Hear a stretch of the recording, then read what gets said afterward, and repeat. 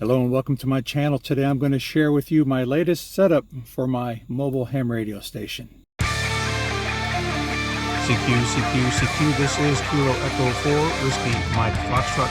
Roger, you are blasted into Ohio 59 plus 20. Welcome back and thanks for being here. My name is Scott and I've been sharing some new videos lately. Am I back to a one video per week schedule? No, but I have reached a point to where I almost feel like I'm finished. It's never finished. With that, I am updating a lot of my older videos. So today I'm going to talk about my equipment in the car. I've already shared my antenna setup, and I will also share some updates with the battery and some other things. Now I'm going to come inside the car and have a seat and go over everything with you so I can point a camera right at my displays. I'll open the computer here and let you check that out. So give me just a second. All right, I'm going to go kind of from left to right, up and down. The one thing that I can't show you is the phone on its mount because I'm recording with the phone. And sometimes I have my tablet mounted up here, but I can't really show you the tablet because while I was preparing for the VHF contest, it had a little mishap here. Oh, look at that. It's still turned on. Anyway, I've got tape over it to keep it from cutting me up because it was. But anyway, let me move on here. So moving farther to the left, here is my main stack of radios. And I'm going to start with my ID5100, even though it's not at the very top, but it is my daily, everyday radio. This is my dual bander. Most people use dual banders when they're in the car. Maybe a 2-meter only because they are cheaper. It has digital features as well because it's also a D-Star radio.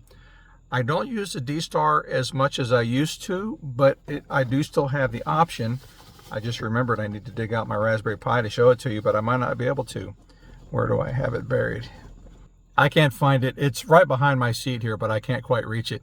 I will just show you a photo of it. I've mounted it in many places over the years, and currently it's on the floor behind my seat. And I'll eventually find a different home for it because I like to be able to access it. I don't use the feature very often, but it is nice to sometimes be able to just flip a switch, turn on my hotspot, and then I'm on a digital voice network and talking across the country or even around the world. And that's if for some reason I don't have my HF equipment with me. And speaking of HF, that is the next radio, and that would be my FT891 by Yaesu. This radio is 5 years old. This is my newest radio, and it is HF only. It is connected to an antenna switch that's down here beside my hip, and from that switch I can choose between an ATAS 120A, a Scorpion SA680 on the hitch, which is not mounted right now, a 6-meter loop by M Squared, or a 6-meter Moxon that rides on the tower. And so it's nice to have some options, and I always have connectivity. Very seldom am I without one of those antennas. This next radio is my FT857D by Yaesu. It is my oldest radio. I bought this one back in 2007 as my HF rig. Ironically, this was my HF rig for 15 years. And then I took it out of the car when I got the FT891 here. And then once I decided I wanted to try VHF contesting, the cheapest way to get back in the game was to get this radio out of the box. And now I don't use this radio for HF at all. I use it for VHF and above.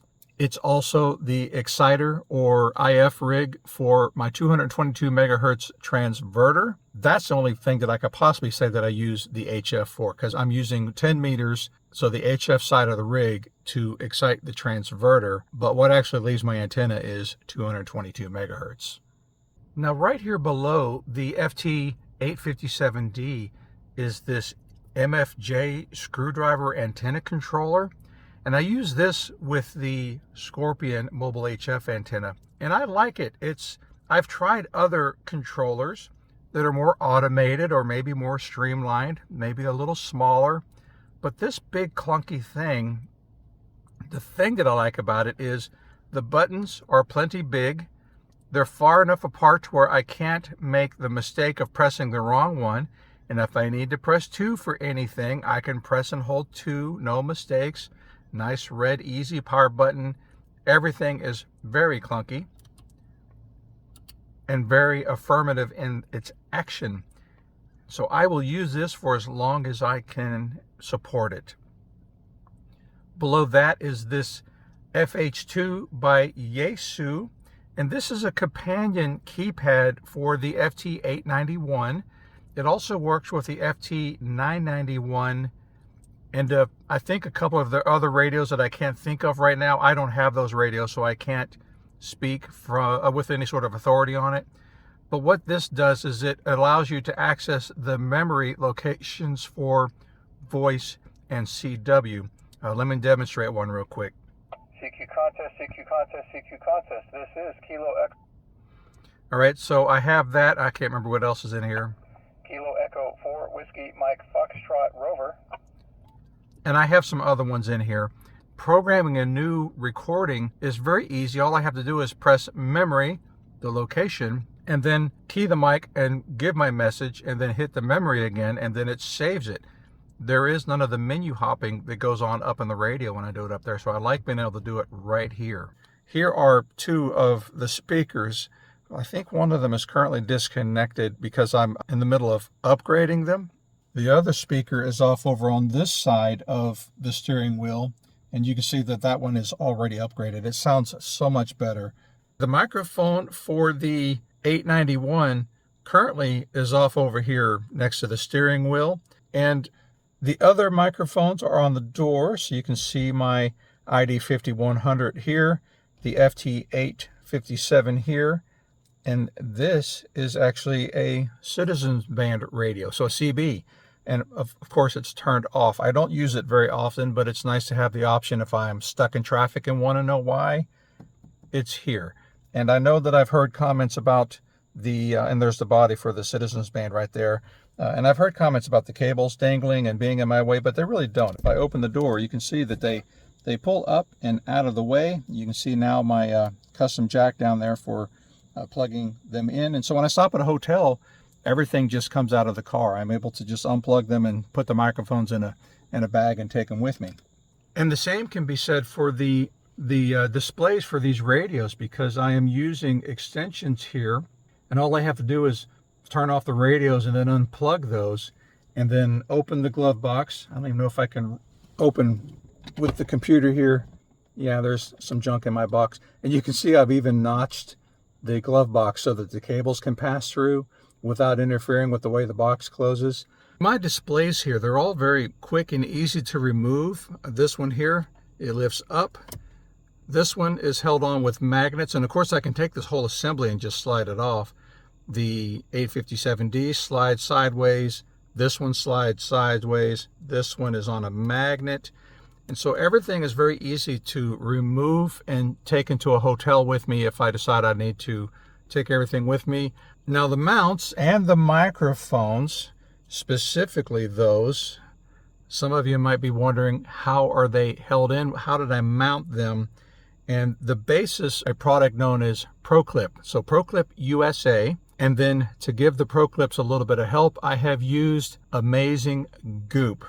My friends at Missouri University of, what's it called? Science and Technology, MST for short. They love Goop. And before they have a conniption, I have to say, no, they don't. Most of the ones that I've talked to say, why do you use the glue? Just 3D print. Well, I don't have a 3D printer and I kind of don't want one. And the thing that I do like about the household Goop is, with as often as I change things here, it's nice to just be able to peel it back up, peel the Goop off, and then glue my stuff someplace else. And sure, I could do the same thing with 3D printing, but then how do I mount that 3D print? And I know during our initial conversations, hey, just screw it in. Well, now I've got screw holes in the dash. The Goop peels right up and is gone without a trace. And so I like my household Goop. No, it's called Amazing Goop now. It used to be called Household Goop because there was Household Goop, which started off as tennis shoe Goop, plumber's Goop, and automotive Goop. Now it's just called Amazing Goop because it's all the same stuff. I think 3D printing is probably really good for a final product, but Goop is great for constantly changing things and experimenting. And by the time I get to a final setup on this, I don't think I'm ever going to get to a final setup, because I'm either going to upgrade a radio or crash the car and have to replace it. Final is never going to happen. So Goop it is for me all the way. All right, moving on. Next up is my desk. This is by Auto Exec, and I started with a version called the Reach. It was a different desktop, and it had a piece that came out and then a swivel. There was a RAM mount for the computer, and I can actually pull the computer all the way over here in front of me. And I just decided I didn't like so much bulk. It gave me a little bit of interference with the gear shift here, just a little. I mean, I could get my hand under it just barely, and you can see that it's right level. So I could get my hand under there and shift, but it wasn't really that great. And then I started experimenting with different desktops. And so this is based off of the Gripmaster Efficiency, which is also another product by them. And even that desk, it came out a little bit like this and then went back, and so that would block my view of my rotator, and I didn't like that. So then I cut this really slender piece, and this one has been perfect. You can see I perfect view of the rotator, and I'll talk about the rotator here in just a second. And then computer is not at a bad distance. It's not quite as up close where I can type with both hands here. I can type single-handed here, and then if I need to type with both hands, I just pick this up and I put it on the desk that's on my steering wheel. I do still have that. And let's see, I have topped it. Let's see if I can lift that up so you can see what I got going on under there. It's kind of hard to see, but this is a product called Cat Tongue, and this particular version of it is made for skateboard decks. And so I just cut it to the size that I wanted. I forget how many inches wide it is, but imagine that being a really wide skateboard. That's what it's cut for. And then I just stuck it to the wood, and you might be able to see some up under the laptop itself. And so between those two, I've actually had to do a panic stop recently, and the laptop moved maybe an inch. Another thing I like about this custom desk, I mean, sure, I've got some flaws in it because the saw blade maybe wasn't quite sharp enough, but I was able to add certain custom things in here. Like this is a remote control for my fan, and I'll show you the fan here in just a minute. And then there's a filing area here, so I have some owner's manuals there, that there is a secondary monitor for my computer. There's my broken tablet, my headset. I forgot to mention the headset while I was talking about my microphones. This desk is made to be held in with a seat belt, but I don't use that. I have a bungee cord running through there, and then it goes through the seat and connects to the attachment points for the seat. Let's see, if I move down to the rotator, this, I used to have a Yaesu G450A DC, I think is what it was called. Although the letters DC appear in it, that's because the rotor itself is DC powered, but the controller was still powered by AC, household current. So I had to run an inverter in the car to work that, and then the inverter produced some RFI. So I switched to this rotator controller here, and this one is by Green Heron Engineering. It's known as the RT21 DC, and it runs on DC voltage. I feed mine with 20 volts because my rotator motor is a 20 volt motor, and my laptop here runs off of 19 volts. Its charger is a 19 volt charger. So I figure if I can just run 20 volts to this whole setup, then I can run everything. That's that solution there. And then I still have a little bit of a cubby here for throwing stuff. So this desk, it's very fast and easy to remove. I know that a lot of people might be commenting or wondering about carrying passengers, and I can take this whole thing out in about a minute. So if my wife and I want to go someplace together in this car, I can do it. What? You say a wife? I didn't know you had one of those. I get that all the time. People just don't think that it's possible for a computer and ham radio nerd like myself to be married and get away with doing all of this stuff to my car. But it is possible to have a wife with a sense of humor and the ability to let her husband do what he wants to his car and his Radio Shack. So there you go. And I have some proof. I'll share it in a video right up here, and feel free to go check that out after you watch the rest of this video. I promise she'll still be there. All right, the back seat area. I don't have a back seat anymore. I have what we call a rear seat delete. And so a lot of guys, what they'll do, it's for race car image, right? So they'll remove the back seat, but because it's so ugly, they'll create a platform that goes in place over top of it to make it look a little cleaner. And when I saw all these designs, especially the commercially available ones and how expensive they were, I thought, man, not only could I make one for less than that, I could probably anchor it into the car better, because those things were just held in by friction and gravity. This one is actually held in by hardware, and none of the hardware pierces the body of the car. And I decided to add fold open doors. And so all of that wasted space under there, well, now I have stuff in it. So let me show you what I got going on back here. So you can see I've got my window open with there's a screen installed there. I'm running my fan so it doesn't get too hot in here. And this here is my Dometic CFX 3-35 refrigerator / freezer. It's 36 quarts. And because I don't need ice, I still can carry a lot of stuff in here. And then down here is a 3,000 watt pure sine wave voltage inverter. And that is complete overkill, but I wanted the remote control, which ironically is still right there on top of the unit itself, but the regular on-off button is way over there by the door and I can't reach it. So I do have the remote there and I can reach it. And you can see I've got these big giant 1/0 gauge wires because I have this wired up so that if I need to, I can actually power a microwave oven. On this side, this is where my toolboxes are, and for these I am going to show you the toolboxes from the outside. So here are the toolboxes from the outside. They are by Husky. They're known as the Build Out series. I can stack one more in here. I have another one that I sometimes carry, and it's labeled as my tower bits. I carry everything I need to completely fix or remove the tower and the Yagis if I have to. And I always have this 3-drawer chest riding on top, because even with it up there, I can still access all the rest of them by just opening it that way. This here is my, in case I get a flat tire, so it's my jack and everything like that. Extra zip ties, wire ties from teeny tiny to stupid huge. And so everything has its place. And then, like I said, I have room to put one more. All right, the last item, home stretch. This is an area that I refer to as the back room. Think of the back room as the place where all the magic happens, but nobody sees it. And in this case, it is the stuff that is in the trunk of this car.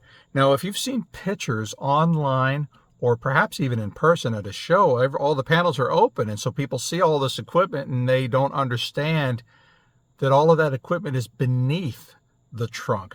So I have a fully functional trunk here in the car. In fact, it's so functional that I have a bunch of stuff back there and I can't show you everything in person. So I'm going to show you pictures and walk you through it. And so basically, this is where all of the bodies, the chassis for the radios reside. So I've got the FT857D, the ID5100, and the FT891 there. And this little guy right here is my Midland 15-watt GMRS radio. I forgot to tell you about it when I was going over the radios up here in the front because I don't have it plugged in right now. Also back here is some power distribution and a little bit of coaxial cable routing. And then beneath this is one of 2 basements. I do have a spare tire in the basement here. And this is where all of the, think of the basement as a place where you put the stuff that you don't want anybody to see. So this is where all of my extra coax is routed. And mostly it's not terribly neat, but this isn't the stuff that people see all the time. I also have my USB hub, and this is where the 2 DigiRig devices reside. One of them is an old DigiRig Mobile. This is what I use for interfacing with the FT857.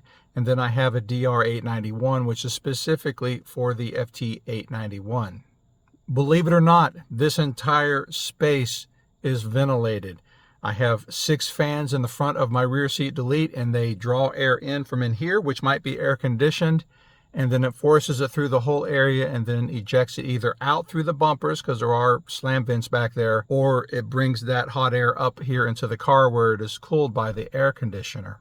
Another basement that I have, I mentioned that my rear seat delete has access door so that I can access the storage area beneath it. And so that's where I keep my 1280 watt hour lithium iron phosphate battery.